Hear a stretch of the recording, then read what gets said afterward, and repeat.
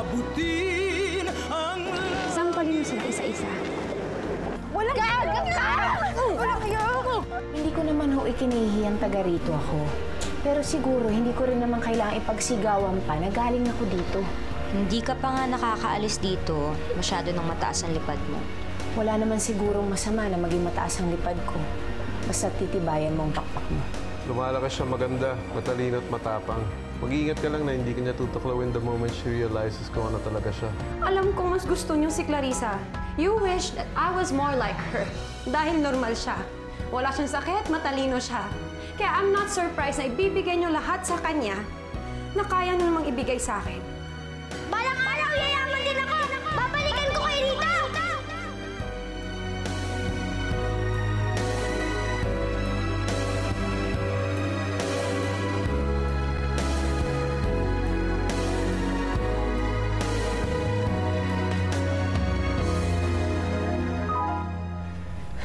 Eh, ikaw rin naman kasi. Lagi lang mainit ang ulo mo dyan sa kapatid mo. Nancy, ikaw ba insecure kay Clarissa? Alam mo ba ako ano yung ibig sabihin ng insecure? Sama mo naman. Porkit ba't teacher ka na ngayon tapos ako high school graduate lang? Hindi ko na alam ibig sabihin ng insecure? Ang sinasabi ko lang naman eh, si Clarissa, mas matangkad, mas matalino, mas maganda. Alam mo, parang sobrang nga yata yung ganda niya ngayon. Parang nasisilaw na ako. Gago ka! Sabihin mo nga sa akin, may gusto ka ba kay Clarissa? Ako? May gusto kay Clarissa? Hindi ka papatulan nun. Kasi sosyal na yun ngayon eh. Wala pa naman siya sinasagot, di ba? Hanggang ngayon, wala pa siyang boyfriend. Alam mo, sa palagay ko, may hinihintay lang lalaki yun eh. Therese, Theresa, dito. Dito. Theresa. Ayan. Theresa, ano ba? Tigilan mo na nga yan. Therese. Sige na. Therese, tama na. Ano ba gusto mong gawin ko? Tama na. Pagod na rin ako eh. Kamusta na nga pala yung alalay mo? Lumalakas siya maganda, matalino at matapang.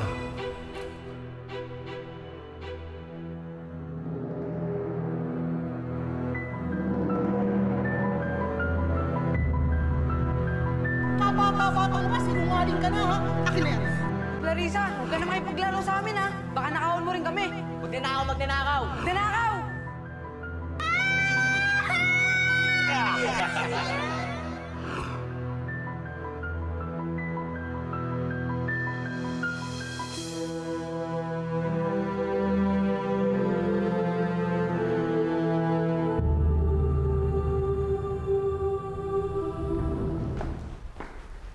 Hintayin lang natin si Enchong, ha? Pagkatapos ay aalis na tayo. Enchong. Si Enchong yung driver? Abay, 10 taon na siya nagtatrabaho dito. Hindi mo pa rin memorize ang pangalan niya. Ay, ako ba kilala mo? Shut up. As I was saying, aalis tayo maya-maya. Papunta tayo ng appointment mo kay Dr. Mendoza ng alas 10. Pagkatapos, pakupuncture ka, ha? Nasaan ba yung susi ng kotse? Kunin mo nga. Okay, ma'am.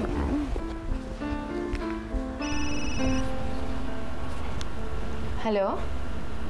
Clarissa, nasan ka? Nandito sa bahay. Bakit? Okay, ngayon, pumunta ka sa Green Hills ngayon na ngayon, okay? I'm going there in a while. Therese, ano bang gagawin natin doon? Pinapapunta ako ng daddy mo sa office. Pinag-report niya ako. Pumunta ka na ngayon na, okay? Papunta na ako. Bye. Therese! Wait lang! Paano ang check-up mo, Therese? Hello, Therese. Therese, nasan ka ba? Nandito ako sa restaurant. Diba sabi mo dito ako pumunta? Kanina pa kita hinihintay dito. Ha? Nasan ka nga? Okay. Sige na. Huwag ka nang sumigaw dyan. Pupunta na ako dyan.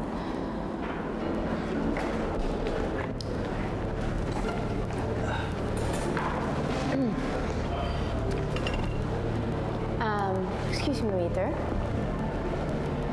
Magbe-bill out na ako. Baka pwedeng paki-charge yung bill ko, yung tab ko dun sa table na yun, dun sa lalaki. Ma'am, kilala niyo po ba yan? Of course! Gusto mo ng proof? Buto mo. So, what do you want? Kasi, hindi ko kasi sure kung seryoso ka ba sa akin or what eh. Ako ba? Ako? Hindi seryoso eh. May plano pa ako ipakilala kita sa dad ko eh. Talaga? Of course. Surprise naman. Kailan? Hi, sweetheart. Therese Galdamonte, what a surprise. Talaga? So, sino naman yung babaeng kasama mo? Excuse me? Ay, nako. Oh my gosh! Anong ginagawa mo? Anong problema mo?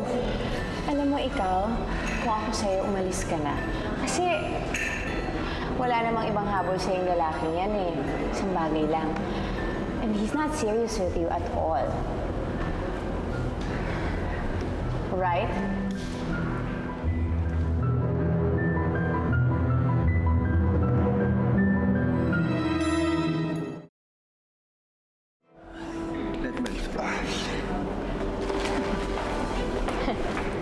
So, ano sa tingin mo? Predictable pa rin ba ako? Alam mo, pagbabayaran mo lahat to.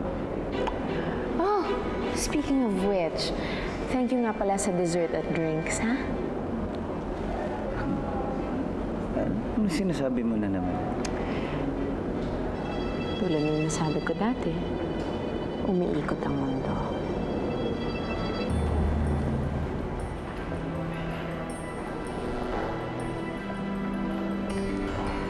Sir, sorry. Yung bill po ng babae na yan. Ano? Sir, order pa po ba kayo? Hindi na, iwan mo na yun.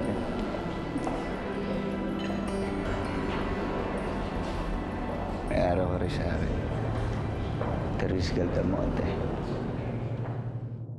Ano ba inaalala mo, Munina? Nagwawala ang anak mo, Ralph. Yun ang inaalala ko. She's bored. Anong gusto mong gawin ko? Naiintindihan ko si Therese. Ayaw na daw niya pumunta ng doktor. Nakita ng katulong na naninigarilyo. Natuto na siyang uminom. Pumunta ng bar ng isang gabi. At kung sino-sino Poncio Pilatong kasama niya. Manina, I think it's about time na maghanap ka na ng ibang playmate para sa anak mo, aside from Clarissa. Ikaw ang magbibigay ng advice sa akin sa pagpapalaki ng bata, Nick. Hindi ka nga makapag-commit sa mga babaeng nakakarelasyon mo eh. This is not about me. Masyadong napapalapit na si Therese kay Clarissa. She's scared. Scared of what? Manina, for a mother, you're utterly clueless sa mga nangyayari sa anak mo. Hello, Therese. Nasaan ka ba talaga? Wala ka naman dito. Kanina pa ako naghihintay dito sa hotel.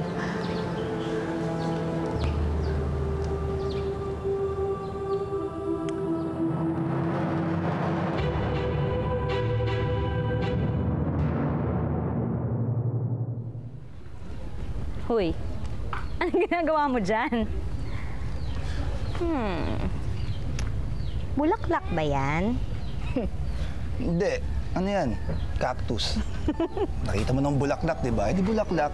Para kanino ba yan? Alam mo ikaw, wag kang chismosa. Tsaka teka, ba't pang aga mo? Sinuspindi kasi yung grade school classes. Nagkaroon kasi ng sunog dun sa building. Ha? Hindi, maliit lang naman. Kaya lang, syempre, para sigurado, pinauwi na yung mga bata. Kaya uwi na rin ako para makagawa na ako ng lesson plan. Okay. Sige. Okay.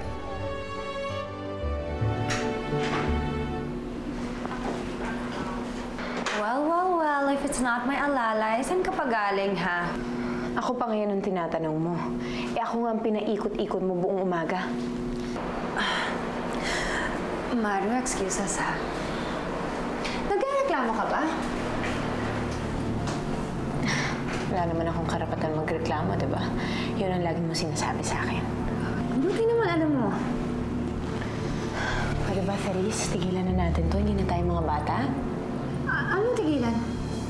Bakit? Sa tingin mo, natapos ka sa pag-aaral, kaya mo nang gawin ang lahat mong gustong gawin? Marami pa akong gagawin. Excuse me. Teka lang. Sinabi ko ba pwede kang umalis? Gagawin ko kung ano gusto kong gawin. Bumalik ka dito, Clarissa. Clarissa! Clarissa! You mean naubos lahat ng investment mo sa model na yun? As in zero, wala na talaga natira sa akin. Alam mo, kung di lang nakialam talaga yung Therese Gardamonte na yun, di sana natuloy na lahat ng plano ko, di ba? Pare, mukhang nakahanap ko na ng katapat mo, ah. Hindi ako papayag na basta-basta na. Hindi pa kami tapos nun. Dad, alam ko ba nasa Bacolod kayo ngayon? Hindi ako natuloy. Bakit? Anong problema? Well, Daryl, starting next week, you better be self-sufficient already. What do you mean? Matanda ka na. Magtrabaho ka na ng sarili mo. At humanap ka na ng sarili mong pagkakakitaan. Hindi ko na kayang suportahan ang luho mo.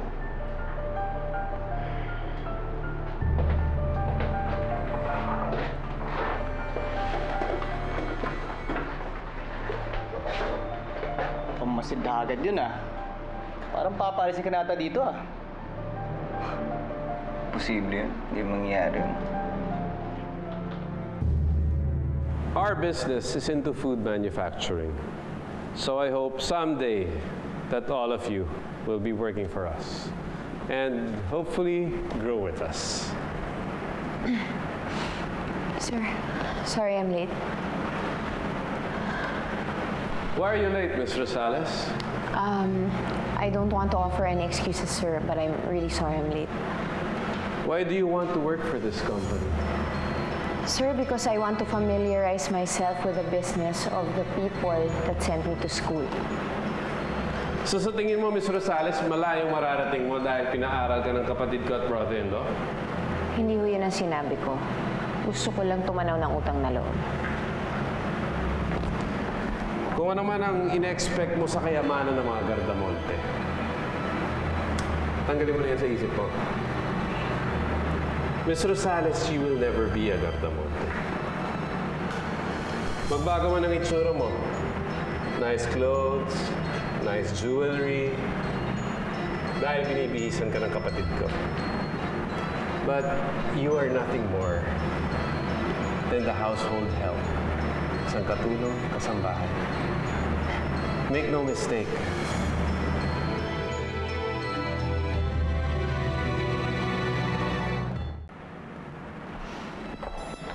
If you want to work for this company, you will abide by our rules and regulations and expect no special treatment from your ninong, ninang, and especially not from me. Do you understand? I'm graduating cum laude. That means I'm top of my class. So yes, I understand what you just said. At naiintindihan ko rin na ang posisyon mo dito sa kumpanyang ito ay nakuha mo lamang with no other credentials other than being the brother-in-law of the owner. You dare talk to me that way? Ang kaibahan lang natin, Sir Nick, is that you're really part of the family. Pero other than that, you're also just household help. So kung gusto ninyo akong sisantihin, sabihin niyo lang. Sir, ready na po for the tour.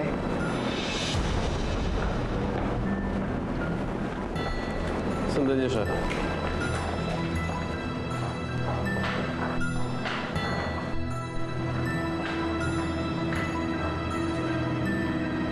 Tignan natin kung hanggang saan ang tapang mo. Okay, papunta sa lady mo. Anda doon, quality control. Okay, quality control. Sige, Okay, sino po yun? anak ko, dito na rin siya nagtatrabaho. Ang ganda naman po anak niyo, parang anak mayaman.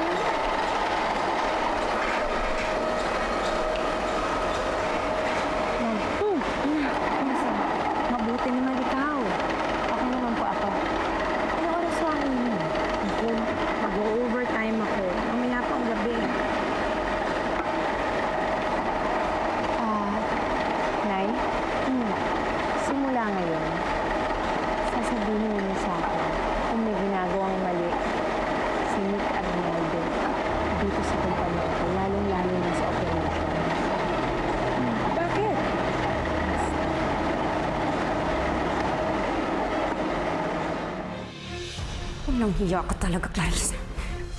Uy! Pinamimigay mo na ba to? Tris, mine na lang, ha?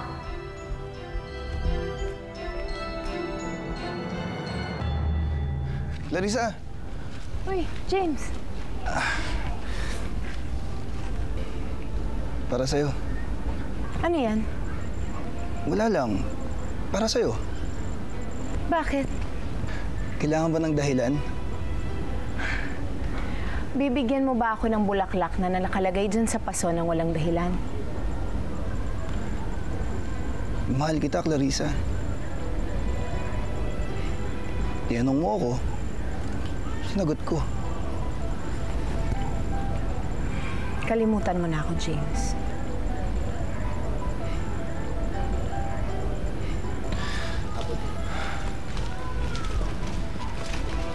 Bakit, Clarissa? Bakit? Dahil ba mahirap lang ako? Ha? Nagsisikap naman ako ah. Balang araw, makakapag-ipon din ako. Papatayo ko rin yung junk shop ko. Pwede ba, James? Tigilan mo na yan. Bigyan mo naman ako ng pagkakataon, Clarissa. Yun lang naman ang hinihingi ko sa'yo. Ang makapanligaw ako ng patas.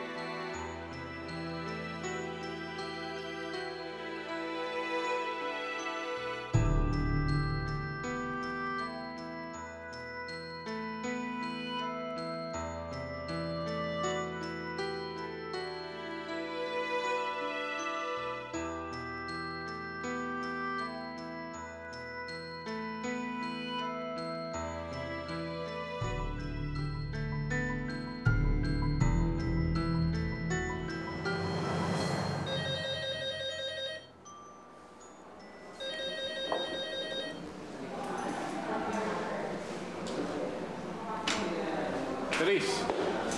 Kakainis talaga yung babaeng yun. I hope you're not talking about your mom. Si Clarissa, nakakainis talaga. Ang yabang-yabang, akala mo kung sino. Di ba sinabi ko na siya dati? Pagiging ahas yung babaeng yun. And I distinctly remember you saying na magiging isang dragon ka. I guess it's about time bumuga ka na ng apoy. Makikita niya yun.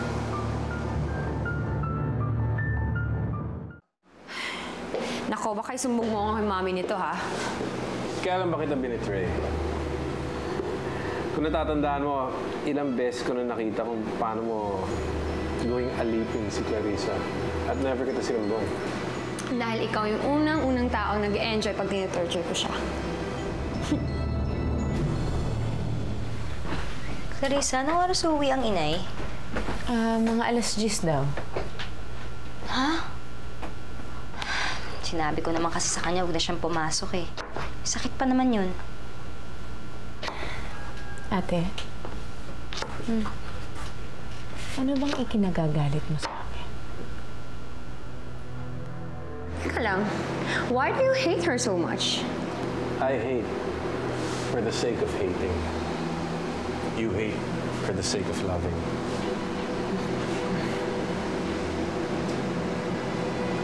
Mahal mo si Clarissa. Para siyang annoying pet na parati mong binubugbog. Napamahal lang sa'yo dahil nasanay ka naman laging nasa tabi mo, sumusunod sa lahat ng gusto mo. Kaso na nga ngayon, unti-unti na lumalayo sa'yo. Lumalabas ang pangil. Clarissa, kami ang pamilya mo.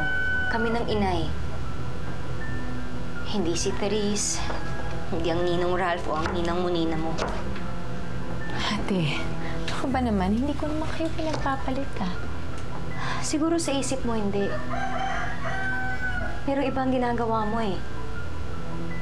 Sila lang lagi ang inuuna mo. Pagkatapos ngayon, ipapamukha mo pa sa amin ng inay na magpapaparty ang mga gardamonting yan para sa'yo na para bang kadugo ka na nila. Yung ba ang problema mo, ate? ka ba? Ate, lahat naman ang gusto nilang ibigay sa atin kasama ka. Ikaw lang ang tumatanggi. Lumaki tayo ng walang ama dahil sa kanila. Sila ang may kasalanan kung bakit namatay ang Itay.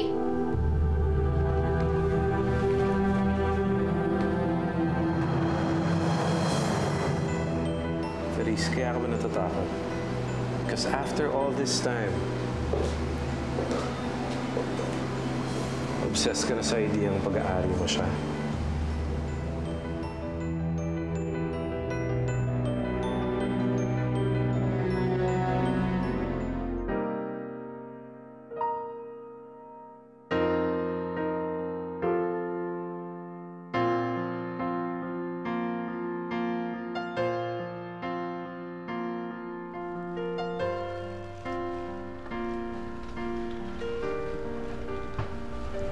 Nancy, ano yan?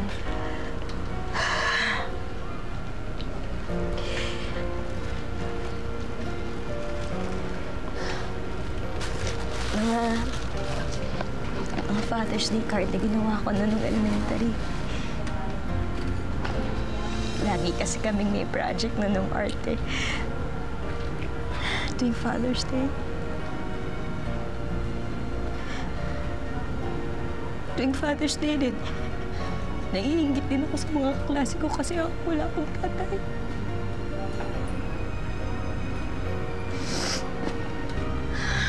Kaya ako galit sa kanila. Kaya ako galit sa mga gardamonting yun. Dahil sa kanila, lumaki ako nang walang tatay. Tapos, ngayon, pati si Clarissa, kinukuha pa nila.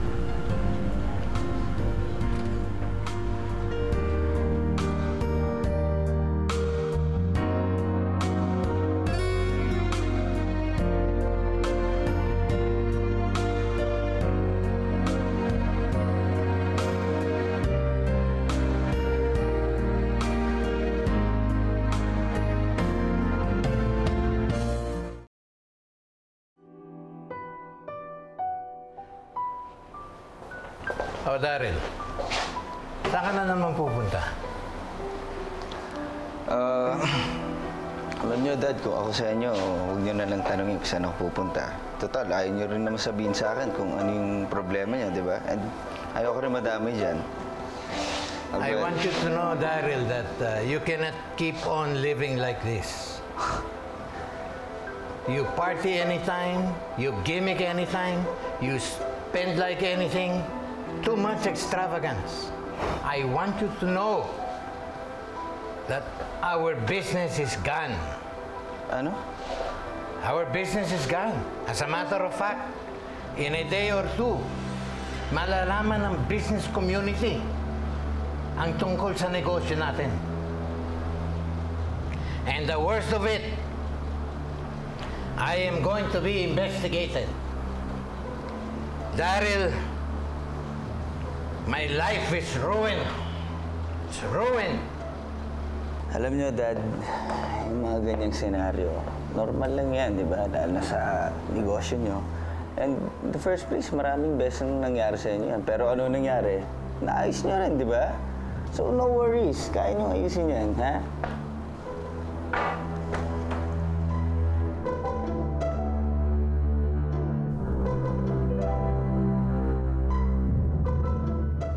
Sandali, ano tong sinasabi niyong hindi na matutuloy ang party? Ninang, kasi nahihiya na po ako eh. Tsaka isa pa, nag-away kami ni Therese. Baka mamaya kung anong sabihin niya. Kayong dalawang babae kayo. You're like lovers. You can't live without each other. Pero pag magkasama kayo, laging may explosion, nakakaloka. Hi, Maurice! Para lang yan ang ex-lover mo. Shut up! Shut up! Para lang kayong minefield, no? Putukan ng putukan. Hindi mo pa nga sabi. Besides, this is not about Therese. Mahal ko ang anak ko, pero hindi ko na kayang i-tolerate ang pagmamaldita niya kasi nagiging self-destructive na siya. Ninang. And ako na ang masasaktan kung pipilitin mong hindi na matutuloy ang party. Darling, malaki na rin ang nagastos ng ninang mo. Be practical. Pag hindi mo tinuloy ang party, sayang naman. Correct! Alam mo, matuloy man yung party o hindi, bayad pa rin ng ninang mo yung pinatahi ng damit for you guys. Ay nako, basta, leave it to me. I promise, ako na ang kakausap kay Therese. Oh, bro. Let's go. Ano ba kung sino mong bigate na may party tonight and we're not even invited? I have no idea. Sino ba? Mga Gardamonte. I heard they're throwing a party for someone. Baka yung Therese. Mukhang okay yun, eh. Ready to crash? Anytime. Can't wait to see Therese Gardamonte.